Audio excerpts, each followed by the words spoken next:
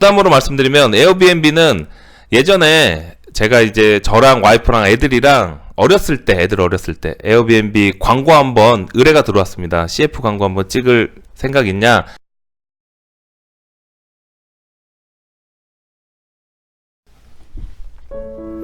짠! 여러분 안녕하세요. 사업하는 형입니다. 네, 오늘 2019년 5월 16일 목요일 아침 7시 반입니다.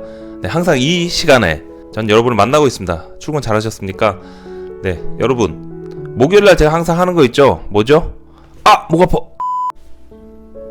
네, 여러분 출근길에 힘내시라고 장난 한번 쳐봤습니다. 여러분 제가 예전에 전략과 전술, 네, 거기에 대해서 말씀드린 적이 있습니다. 기억나시나요?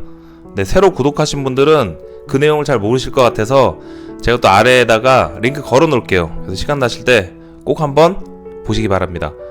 기업을 운영할 때는요, 큰 흐름에서 자기 기업의 포지션을 잡아야 됩니다. 그래서 오늘은 제가 여러분한테 기업 포지션에 대해서 말씀드리겠습니다. 기업의 포지션은 크게 1등 전략, 2등 전략, 이렇게 두 개가 있습니다. 이 두 개가 있는데 제가 오늘은 여러분한테 이 기업의 포지션, 내가 사업을 꾸려나가는 내 아이템, 내 회사가 어떤 포지션으로 가야 되는지 거기에 대해서 말씀드리겠습니다. 네, 보시기 전에 구독과 좋아요 부탁드리겠습니다. 네, 여러분 기업을 운영하는데, 회사를 운영하는 데 있어서는 기업의 크기와 상관없이 전략과 전술이 가장 중요합니다. 근데 자기 포지션을 알고 전략과 전술을 해야 되죠. 두 가지가 있습니다. 1등 전략, 2등 전략. 첫 번째 1등 전략, 이거는 뭐냐면 자본력이 없는, 이제 막 시작하는 그런 스타트업 업체, 중소기업에서 해야 될 전략입니다. 무조건 1등을 해야 됩니다. 살아남기 위해선 선점을 해야 됩니다. 내가 특출난 아이디어로 선점을 해서 그 누구보다 먼저 시작해서 시장을 장악해야 됩니다. 그러려면 자본이 많지 않기 때문에 특출난 아이디어나 어마어마한 기술력이 있습니다. 확고한, 나만이 갖고 있는, 우리 회사만 갖고 있는, 누구도 따라올 수 없는 그런 기술력이 있어야 됩니다. 예를 들면 어떤 게 있죠? 쉽게 주변에 보면 이제 배달의 민족, 네, 누구나 생각할 수 있었지만 배달의 민족은 먼저 선점을 한 겁니다. 그래서 회원을 많이 확보를 해서 선점을 했기 때문에 확 치고 올라간 겁니다. 세계적으로는 또 뭐가 있죠? 우버. 네, 아직 우리나라에는 활성화되지 않았지만 차량 공유 시스템. 네, 우버라는 회사가 차를 가지고 운영하는 게 아니고 그 시스템만 가지고 각 개개인이 자기의 차를 이용해서 차량을 공유하는, 네, 그런 시스템이죠. 요즘 카카오에서도 그쪽으로 넓히고 있는데 앞으로 지켜봐야 될 것 같습니다. 어떻게 될지는. 그 다음 또 어떤 게 있죠? 에어비앤비. 내가 뭐 호텔이나 모텔을 갖고 있지 않은데 집을 공유하는 거죠. 그 시스템을 통해서. 아이디어잖아요. 선점을 먼저 했습니다. 그래서 세계적으로 각각의 집들을 쉐어하는 겁니다. 에어비앤비라는 회사가 자기가 어떤 건물이나 그런 집을 갖고 있지 않는데 그 시스템을 통해서 전 세계를 주무락주무락 하고 있습니다. 이게 바로 아이디어고 선점입니다. 여담으로 말씀드리면 에어비앤비는 예전에 제가 이제 저랑 와이프랑 애들이랑 애들 어렸을 때 에어비앤비 광고 한번 의뢰가 들어왔습니다. CF 광고 한번 찍을 생각 있냐? 단란한 가정의 모습이 필요하고 그런 모델이 필요한데 한번 할 의향이 있냐, 이렇게 제안이 들어왔었는데 애들이 너무 어려가지고 네, 안 했었습니다. 만약 제가 그걸 했으면 여러분은 그때 그 CF에서 저를 봤을 수도 있습니다. 두 번째, 네, 2등 전략. 아까 1등 전략 설명해 드렸죠. 2등 전략, 이건 뭐냐면 어마어마한 자본력을 가진 대기업이 많이 하는 전략과 전술입니다. 대기업은 자본력이 많기 때문에 뭐든 할 수 있어요. 어떻게 하죠? 가격 경쟁력, 가격으로 후려치는 겁니다. 누가 선점해서 가 있으면 그게 엄청난 아이디어나 기술력이 없는 그런 제품이나 그런 서비스다. 그러면 후발주자로 가서 가격으로 후려치고 잡아먹는 겁니다.